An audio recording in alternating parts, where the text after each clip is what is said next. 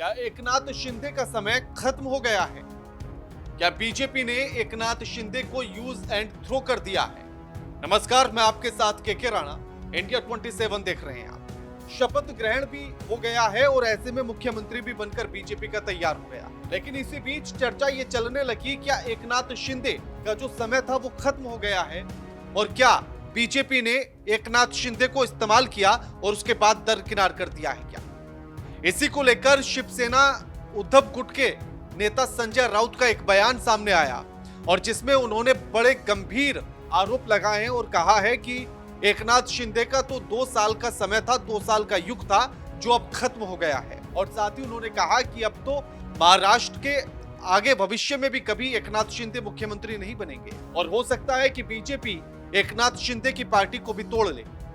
साथ ही संजय राउत इसको लेते हुए उदाहरण देते हैं कि बीजेपी की तो रणनीति ही ऐसी रही है कि वो जब जिस पार्टी के साथ होती है भीतर ही भीतर उस पार्टी को तोड़ना शुरू कर देती है। शिवसेना और बीजेपी का भी एक लंबे समय तक गठबंधन रहा, लेकिन बाद में हमने देखा 2022 में किस तरह से शिवसेना टूटती है और एकनाथ शिंदे फिर किस तरह से बीजेपी के साथ जाकर सरकार बनाते हैं। और इसी को लेकर तंज संजय राउत ने कसा है और संजय राउत ने कहा कि हो सकता है कि इसी तरह से एकनाथ शिंदे की पार्टी को भी तोड़ना बीजेपी शुरू कर दे और भीतर ही भीतर एकनाथ शिंदे को कमजोर कर दे। तो आखिर इसकी संभावनाएं कहां तक नजर आती? लेकिन दूसरी तरफ एक चर्चा यह भी चल रही है कि एकनाथ शिंदे ने जो नाराजगी का पूरा खेल ये रचा था, ये सिर्फ महज एक ड्रामा था ताकि वो अपनी छवि को बचा कर रख सके। क्योंकि एक खबर इसी के साथ ये भी आई कि 4 महीने पहले ही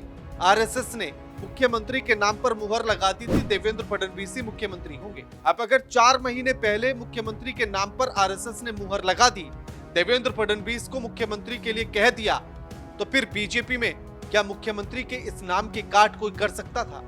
नहीं कर सकता। और जब 4 महीने पहले ही ये सारी बातें तय हो चुकी हैं, तो फिर बीजेपी क्यों एकनाथ शिंदे के नेतृत्व में चुनाव लड़ रही थी? और फिर क्या इसी वजह से चुनाव के बीच में आकर अमित शाह को यह कहना पड़ा कि अभी तो हमारे नेता एकनाथ शिंदे हैं, लेकिन चुनाव के नतीजों के बाद तीनों पार्टियां बैठेंगी और मुख्यमंत्री के नाम पर चर्चा करेंगी? यानी कि क्या ये महाराष्ट्र की जनता को सिर्फ महज एक धोखा दिया जा रहा था और वो जीत उनकी डगमगा ना जाए, क्या इसलिए सिर्फ एकनाथ शिंदे को इस्तेमाल किया जा रहा था?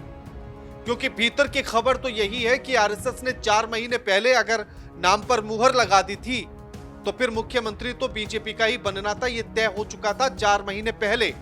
लेकिन जब चुनाव में उतरती है बीजेपी तो वो कहती है कि हमारे तो मुख्यमंत्री के चेहरा एकनाथ शिंदे है और एकनाथ शिंदे के नेतृत्व में ही चुनाव लड़ा जाएगा। यानी कि एकनाथ शिंदे को भ्रम में रख रही थी बीजेपी ताकि चुनाव से पहले किसी भी तरह की टूट फूट को बचाया जा सके और चुनावी खेल को, उस समीकरण को बिगड़ने से बचाया जा सके।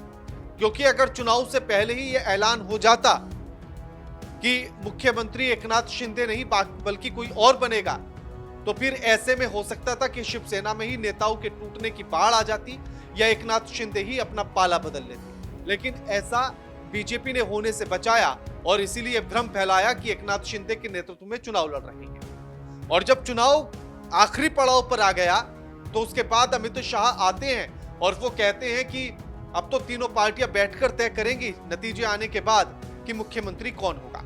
तब भी इस बात को लेकर यह तय हो चुका था कि एकनाथ शिंदे तो मुख्यमंत्री होने वाले हैं नहीं, क्योंकि ये बयान अपने आप में बहुत कुछ कह रहा है। तो क्या ये सारी वही रणनीति चल रही थी कि जब तक इस्तेमाल करने की जरूरत थी तब तक एकनाथ शिंदे का इस्तेमाल किया और जब लगा कि अब जरूरत नहीं है तो दरकिनार कर दिया? और इसीलिए ये आरोप लग रहे हैं शायद कि use and throw Eknath Shinde का किया गया। और एकनाथ शिंदे की मजबूरी यह थी कि वो नाराजगी ना जताएं तो फिर करें क्या?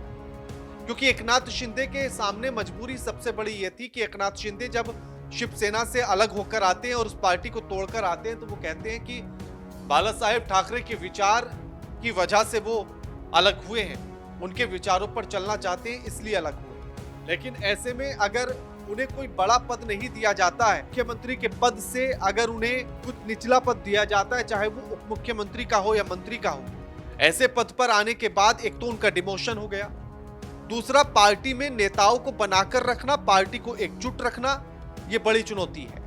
अगर आपके पास कोई मजबूत पद नहीं है तो फिर पार्टी के नेताओं को जोड़कर रखना बड़ा मुश्किल हो जाता है।